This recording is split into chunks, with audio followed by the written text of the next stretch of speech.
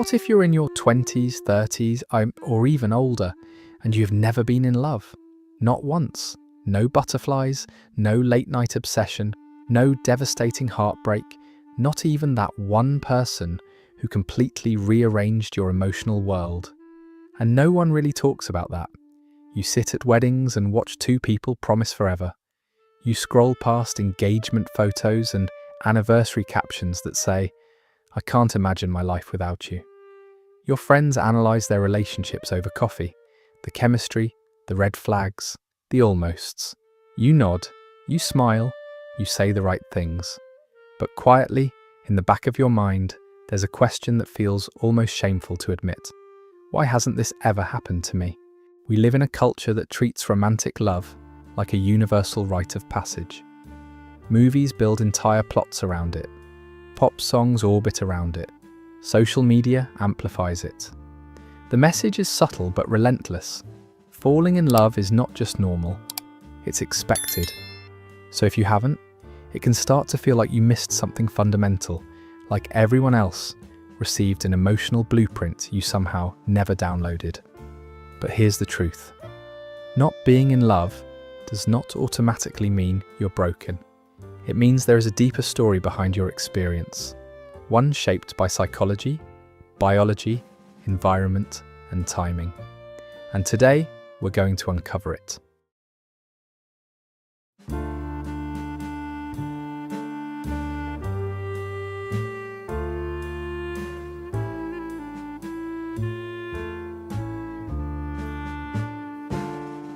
To understand why you may have never fallen in love, we have to start with how your brain learned to connect in the first place. In the 1950s, psychologist John Bowlby introduced attachment theory, later expanded by Mary Ainsworth. Their research revealed something profound. The way your caregivers responded to you in early childhood quietly shaped your emotional blueprint for adult relationships. If your needs were met consistently, comforted when you cried, reassured when you were afraid, you likely developed a secure attachment. Love feels safe, intimacy feels natural. But if your early environment was emotionally unpredictable, dismissive, or critical, your nervous system had to adapt. For many people who have never been in love, that adaptation looks like dismissive, avoidant attachment. On the surface, it doesn't look dramatic. You might pride yourself on independence. You don't need anyone. You're self-sufficient, capable, composed. But underneath that strength, your subconscious may carry a quiet belief. Depending on others leads to disappointment.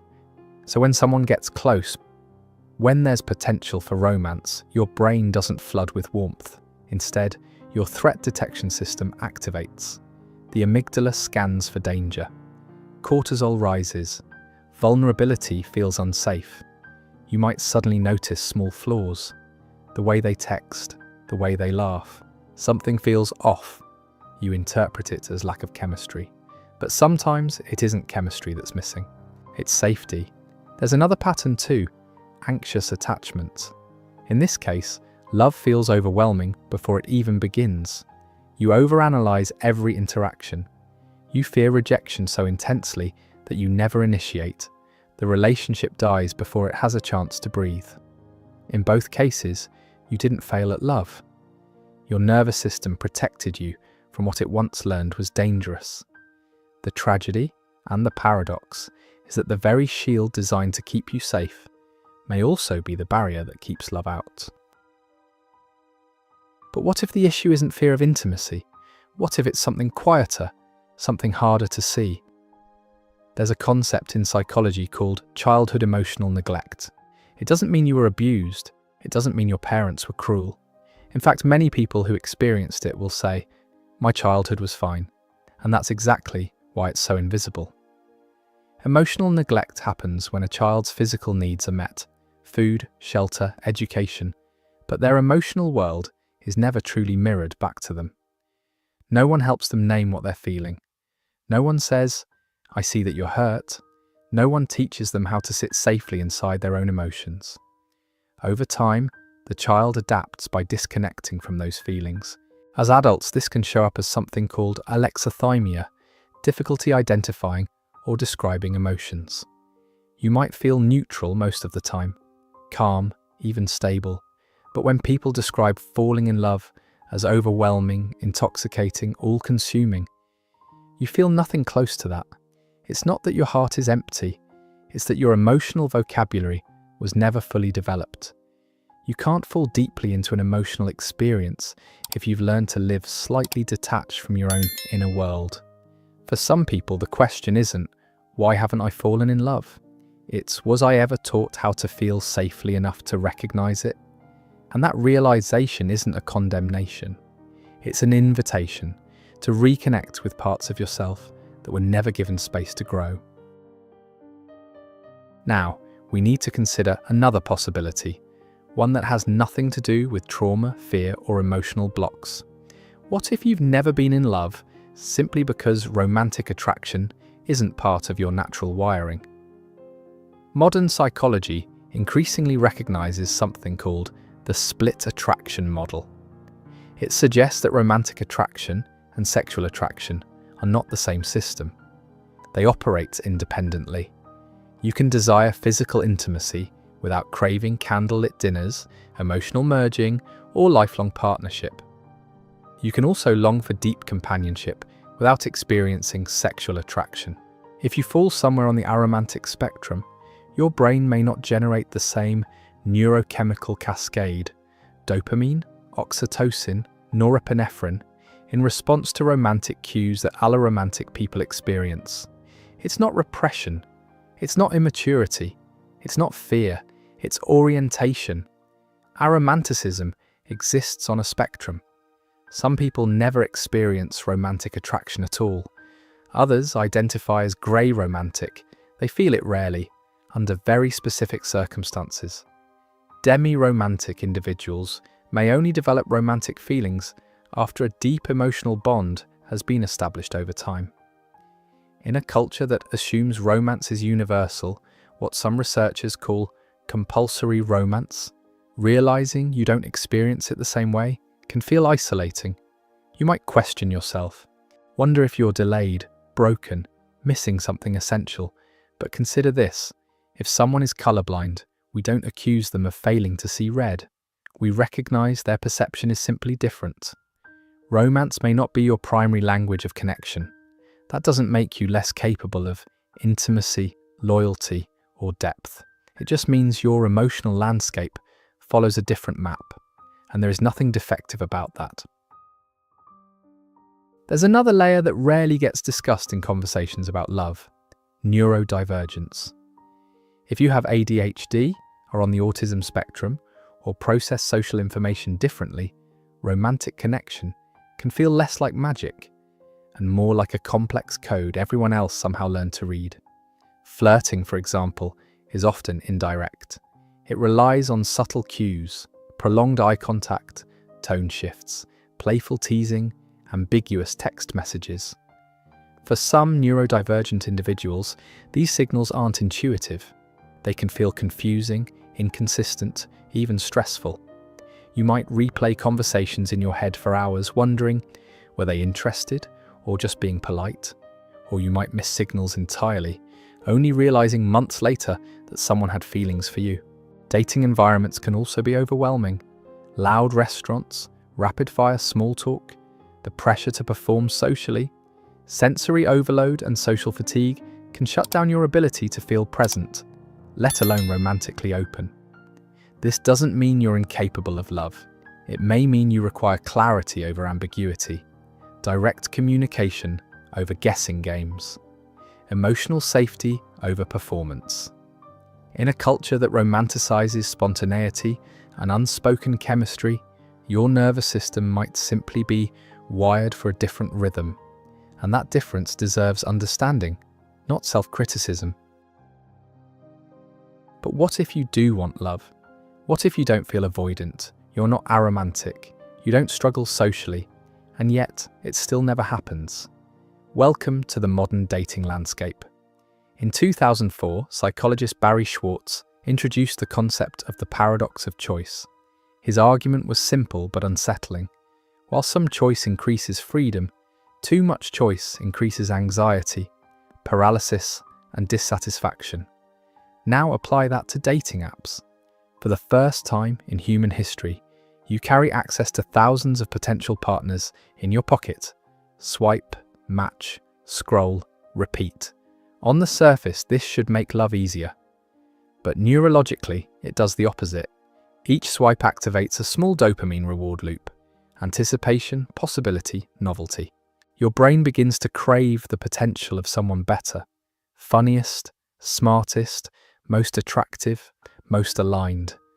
So when you go on a date and it's good, not electric, not cinematic, just human, your mind whispers, what if there's someone 10% more compatible? This is where perfectionism quietly enters the room. If you're high achieving in other areas of your life, you may unconsciously treat relationships the same way. You optimize, you compare, you measure, you hesitate. But love doesn't reveal itself in bullet points. The illusion of the perfect partner keeps you scanning instead of investing, evaluating instead of experiencing. You're not failing at love. You may be trapped in an environment that trains you to see people as options, not as evolving human beings. And in that environment, commitment can start to feel like a risk instead of a choice. Long before dating apps, many of us were conditioned to expect love to feel cinematic. We grew up on Disney endings, romantic comedies, pop songs that describe love as overwhelming, undeniable, destined. Two people lock eyes across a room, and suddenly the world rearranges itself. That narrative runs deep.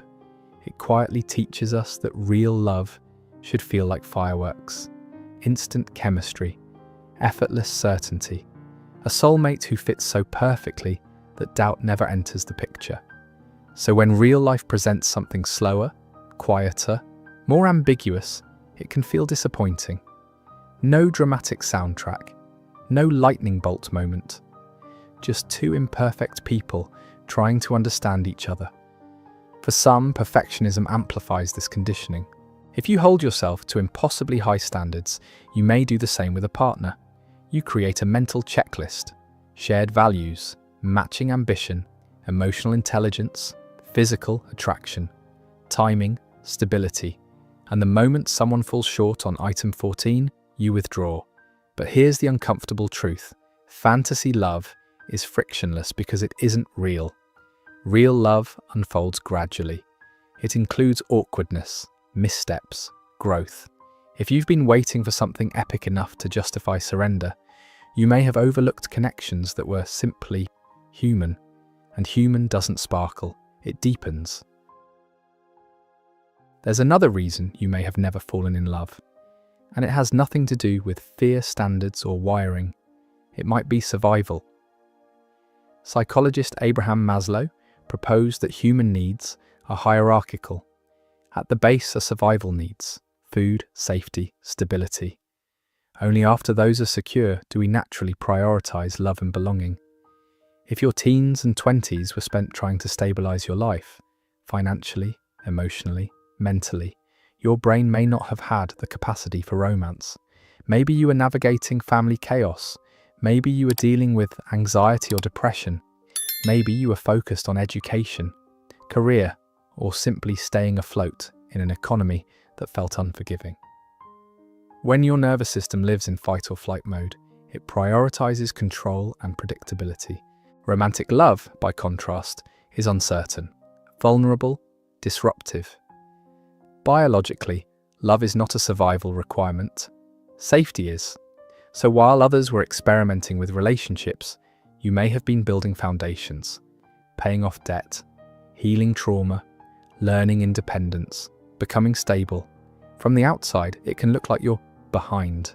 But development is not a race. For many late bloomers, love doesn't appear until life feels steady enough to risk it. Until the nervous system finally exhales. You weren't failing at love, you were protecting your future. And sometimes, love arrives not when you're young, but when you're finally safe enough to receive it. Even if you've made peace with your story, there may still be emotions you don't talk about.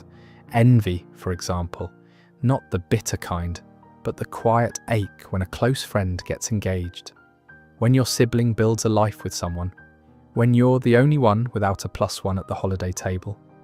You can be genuinely happy for them and still feel the sting. Loneliness can show up in subtle ways too, not dramatic isolation, just the absence of having one person who chooses you first. The absence of being someone's emotional home. And then there's shame. The shame of family members asking, "So are you seeing anyone?" The shame of feeling developmentally out of sync.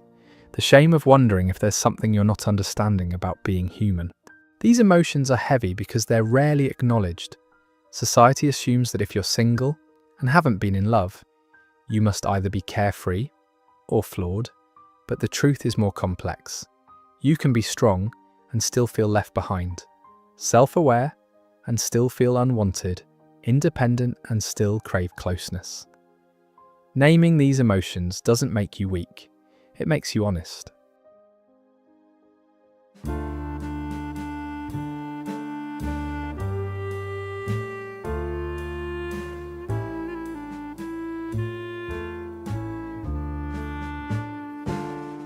If you've never been in love, here is what I want you to remember. Romantic love is not the only evidence that your heart works. In ancient Greek philosophy, there wasn't just one word for love. There was eros, passionate, romantic desire.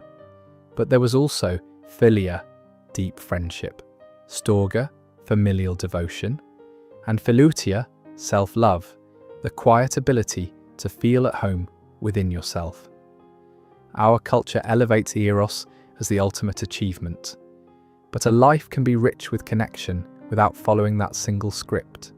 You may not have experienced romantic infatuation, but have you cared deeply for a friend, felt protective over a sibling, sat beside someone in their grief, learned to forgive yourself?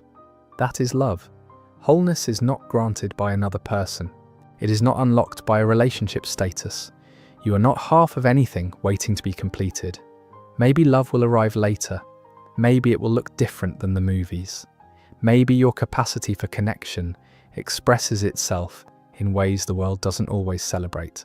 But you are not behind, and you are not broken. If this video made you feel seen, let me know in the comments. Share your experience. This is a space for honest conversations. And if you want more psychology-based reflections on the quiet parts of being human, consider subscribing. You're not alone here. Thank you for watching.